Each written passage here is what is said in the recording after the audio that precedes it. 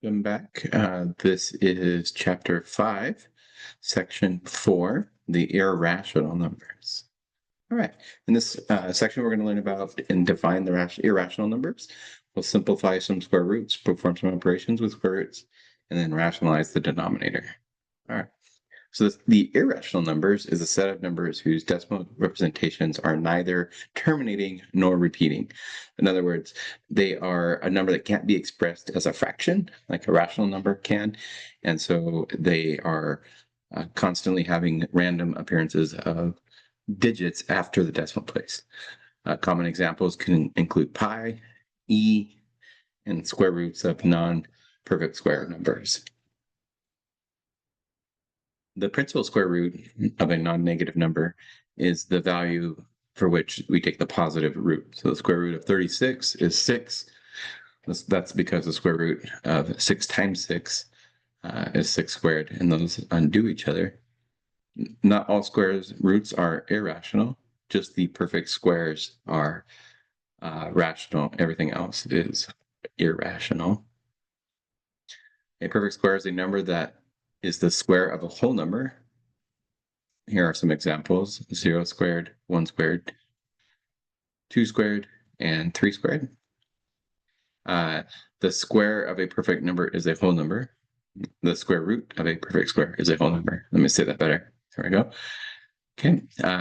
So the product rule for square roots, if you have two numbers a and b being multiplied together under the radical, then you can separate them. So in other words, a times b, and then you take the square root is the same thing as the square root of a times the square root of b, and vice versa. So you have the square root of a times the square root of b.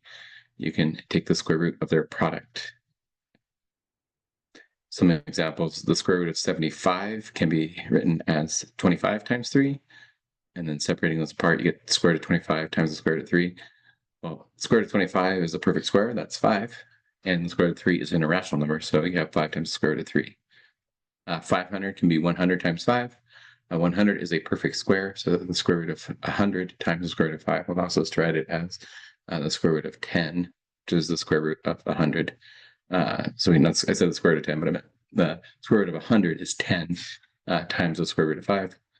17 is a perfect square, so you could write that as the square root of, sorry, I said a perfect square. 17 is a prime number, the square root of which has 1 times 17, but that really has no effect. So, all right, moving on. Dividing square roots, the same rule applies. So if you have the square root of a divided by the square root of b, you can write them under one house, if you will, and write the equal to the square root of a divided by b. And likewise, if you have the square root of a divided by b, then you can write that as equal to the square root of a divided by the square root of b. Okay, here's some examples. So 75 divided by the square root of 3 is equal to putting them under one house to get the square root of 75 divided by 3. And then you get the square root of 25, which is 5. It should be worth noting that that is not the only way to do that problem. Just very quickly, you could also do this as like we did earlier. 25 times the square root of 3 in the numerator divided by the square root of 3. And then I guess I should say that this is the square root of 25 times 3 divided by the square root of 3. And so that's just rewriting it in a different route. So you could do it this way as well, and then use that property. And then here you see the square root's reduced to 1, and you're left with the square root of 25, which is a perfect square, thereby giving you 5. And likewise, the same thing here. So you can write this as an alternative route, the square root of 45 times 2 divided by the square root of 2, which is going to be equal to the square root of 9 times 5 times the square root of 2, or the square root of 2. Those reduce to 1, and then you're left with the square root of 9, square root of 5. Square root of 9 is 3, and you have the square root of 5. Okay, so just showing other ways of thinking about the same problems that we've already done. Okay, All right. Moving on, adding and subtracting square roots. As long as the square roots are of the same um, like term, right? So in other words, square root of 3, then you can add or subtract the roots. Those are combining like terms. Okay. And so these are just the a and b are just the coefficients of how many square roots or square roots of whatever the number c is you happen to have. So you can combine them. So here's an example: 7 square roots of 2 plus 5 square roots of 2. Well, this is just going to simply be 5 plus 7, which is 12 square roots of 2, which you see the answer there. And then here we have 2 take away 5, and since they're both square roots, or sorry, 2 take away 6, and they're both square roots of 5, so you get the negative 4 square roots of 5 there as well. All right, rationalizing the denominator, we can rewrite the expression so that the denominator no longer has any radicals.